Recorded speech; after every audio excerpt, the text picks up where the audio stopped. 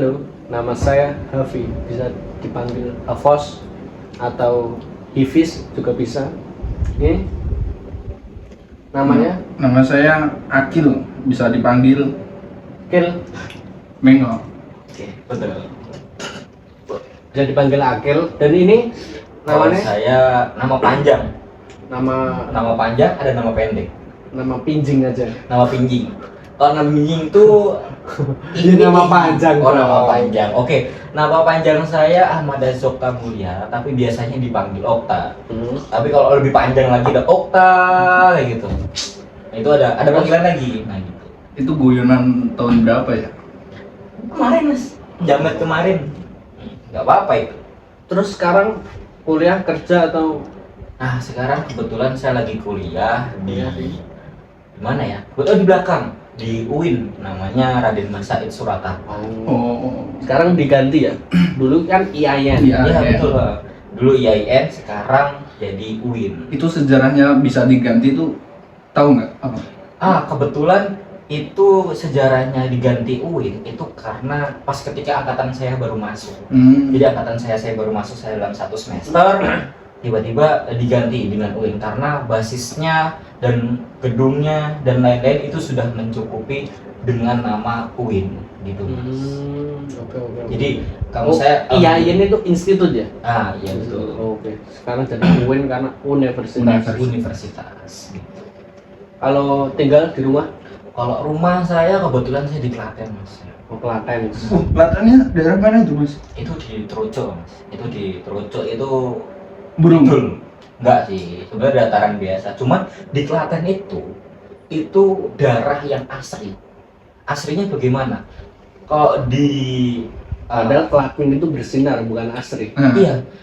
Tapi asrinya di Klaten itu berbeda dengan kayak seperti di Solo, di Jogja. Jadi di sana itu menjaga masyarakat itu menjaga benar-benar seperti kampung yang dari dulu sampai sekarang tetap dijaga.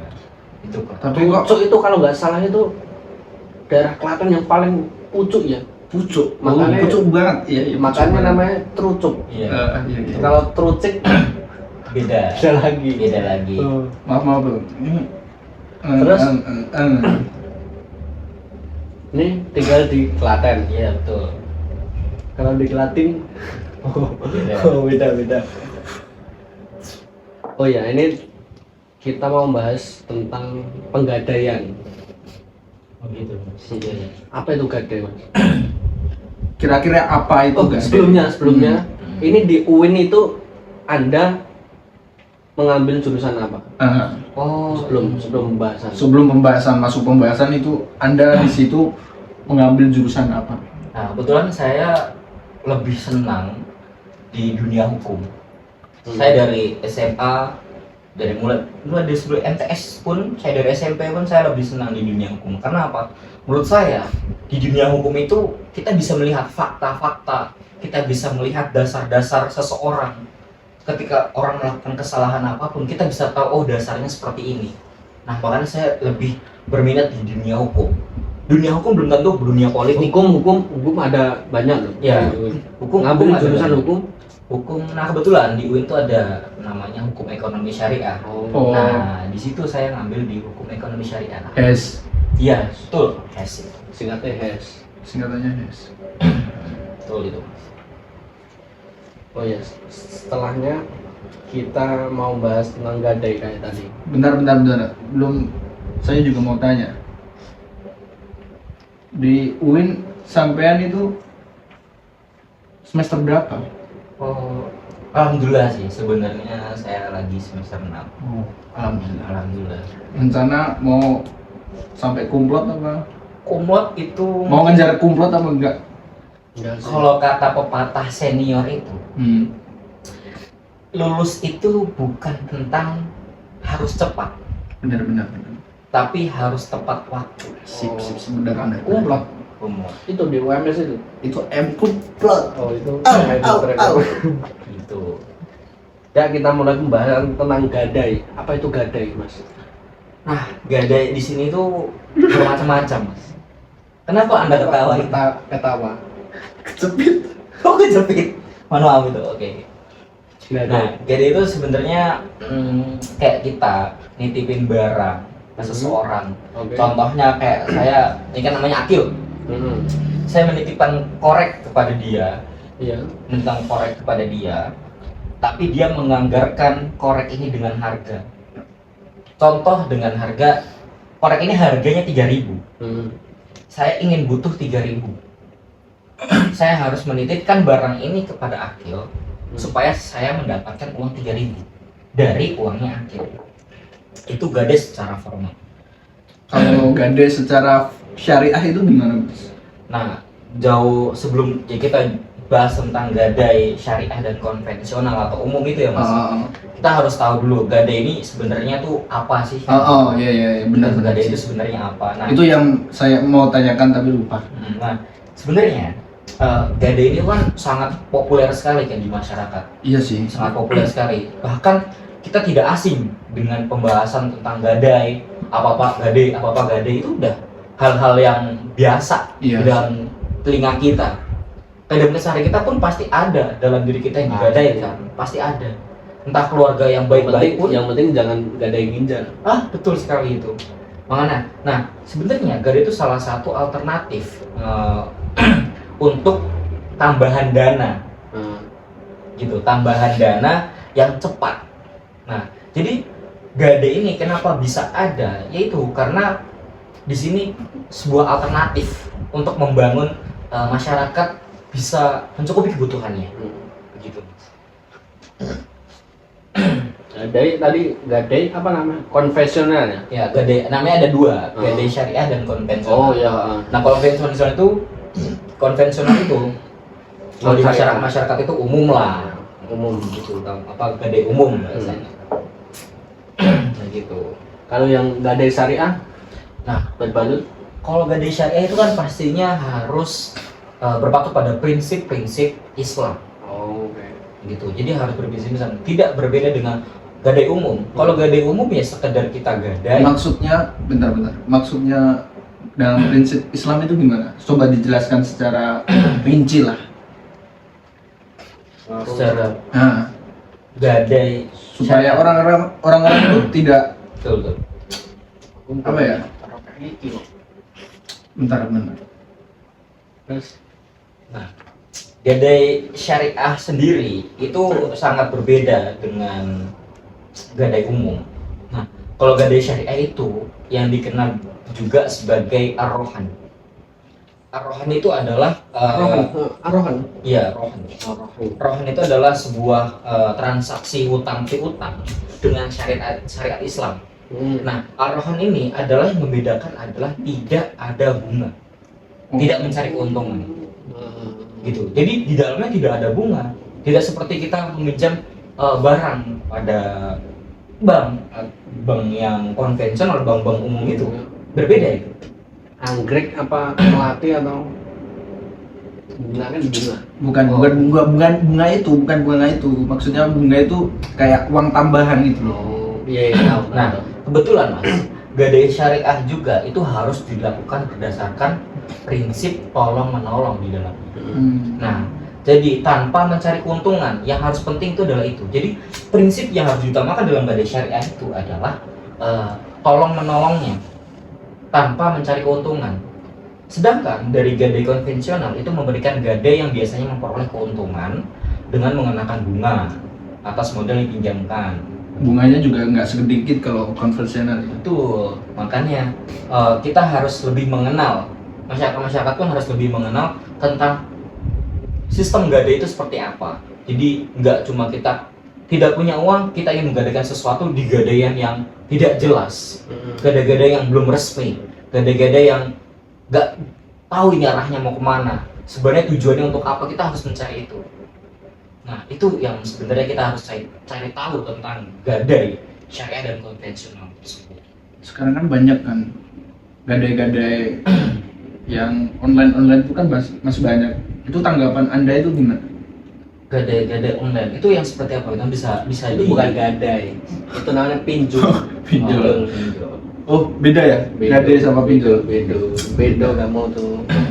Jadi kalau gimana? Bisa diceritakan sedikit itu mengenai tentang yang tadi ada cerita tadi, yang online itu seperti apa? Ya, kan saya tahu apa tuh? Bukan. Itu Oh, namanya enggak. pinjol. Oh, dia salah berarti. Salah. Salah. Wah. Iya. Nah, sebenarnya gadai itu banyak sekali bermacam-macam.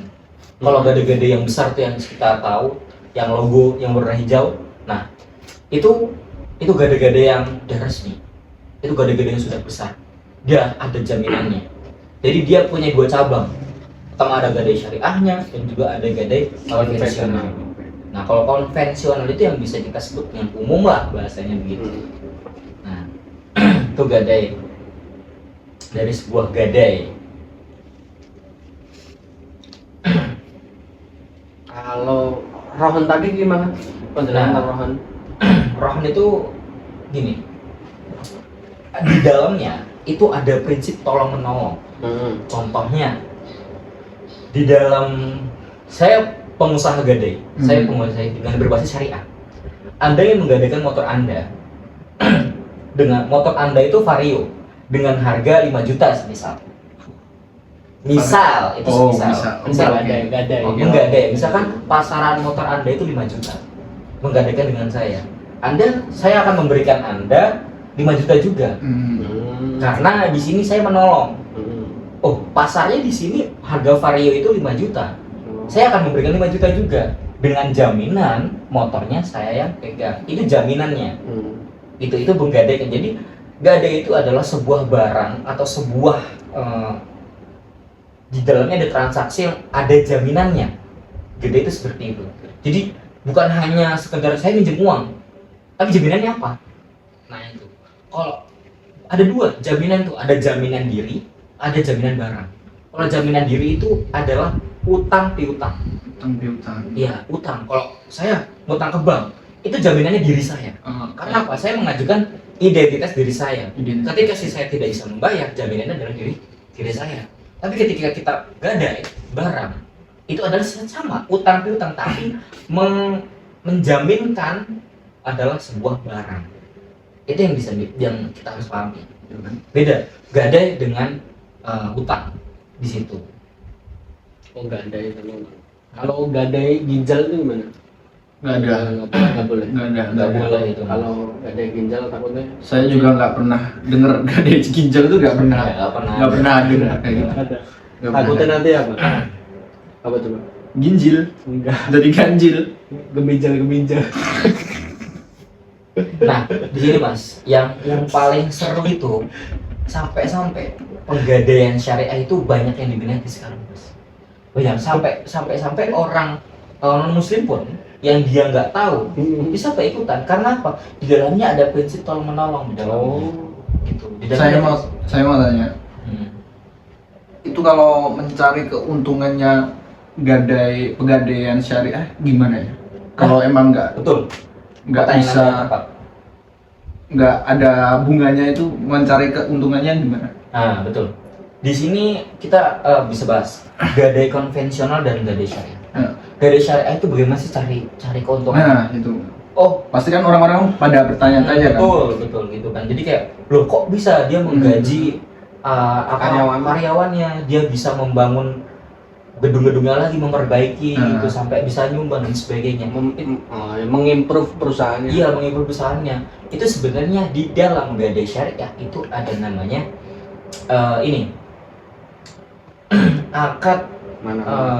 namanya Akad payung teduh. Bukan, itu kan Mas Is yang nyanyi. namanya ya itu tuh sebenarnya gini. Kalau Mas Kalau Mas- gadai konvensional ya, gadai konvensional gini. Itu kan dia bunga. Bunga pastinya sudah pasti di dalamnya bunga itu adalah Riba. Riba. Iya sih. Di dalam Al-Quran juga ada kan. Iya, betul. Nah, tapi kalau di gadai syariah itu sebenarnya bukan pakai bukan pakai bunga, tapi menggunakan prinsip hasil atau fee based income. Jadi artinya bayar uang penitipan barang. Uang penitipan barang itu. Jadi contoh kayak Anda misalkan Anda mempunyai emas 1 kilogram dengan harga 300 juta. Amin, amin. Amin. Amin. 300 juta. Anda menggadaikan kepada saya memberikan 300 juta kepada Anda. Tapi jaminan di saya itu belum tentu aman juga. Makanya karena di dalamnya kita hanya prinsip.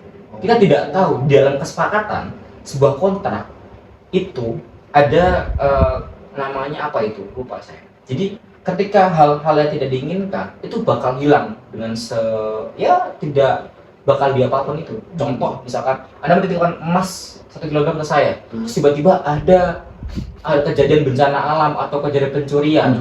Nah, itu kan di luar dari kesepakatan kita. Jadinya makanya ada uang yang Anda bayarkan kepada saya untuk menjamin barang Anda yang titipkan itu aman. Kayak ibaratnya gampangannya asuransinya lah. Iya. Aman kan? Aman. Jadi kayak kita aman kan nih. Kalau Imin kan wakilnya. Ini kan 11 Oh, 11 atau 1? 11. Oh. 11.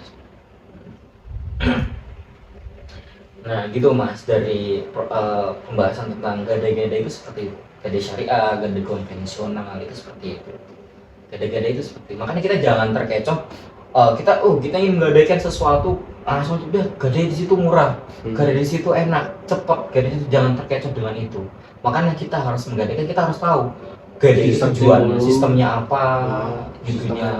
Dipelajari dulu ya. Betul, kayak gitu kita harus tahu dulu. Oh, di dalamnya itu bunganya seperti ini. Apakah dan juga biasanya gadai konvensional itu nggak sesuai harga. Nggak sesuai harganya gimana? Gimana? Itu tuh gini, misalkan Bisa.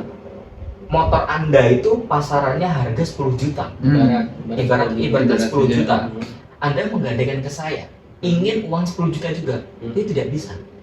Jadi yang saya bayarkan hanya 9 juta. Begitu. Dan jadi nggak bisa 100%. Nggak bisa 100%. Nggak bisa 100%. Itu dari dari konvensional ya. Karena di situ kan berkaitan dengan golongan barang juga. Dari nilai taksiran barang kan gitu. Biasanya di konvensional seperti itu. Biasanya tidak bisa misalkan mobil dengan harga 200 juta terus penggadaian ngasih 200 juta tidak bisa. Biasa 180 juta atau 170 juta. Adalah potongannya itu. Ya, betul di situ.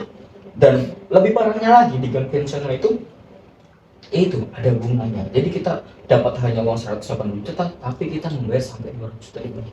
Nah itu yang berbahaya di konvensional. Tapi ada juga konvensional yang baik-baik di dalamnya ada. Yang tidak mementingkan bunga, yang tidak mementingkan omset atau mementingkan itu. Begitu. Ini seperti itu Mas pembahasan tentang. Kalau semua mana baterai lemah. Iya 17 tapi. oh iya. Simpen ora? Simpen kan sekalian.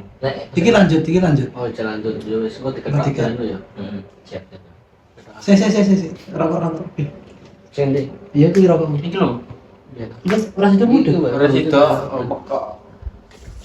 Gas. Langsung tutup aja Mas. Tutup. Itu tadi Ya pembahasan tentang gadai ya. Betul. Oke, kita alhamdulillah jadi mengerti tentang apa itu gadai. Semoga orang-orang di luar juga paham lah. Yang awalnya nggak ngerti jadi ngerti kan, gara-gara Mas Okta menjelaskan supaya orang-orang nggak terjerumus ke dunia pegadaian yang abal-abal lah. Betul. Kalau orang-orang sekarang ngomong. Oke.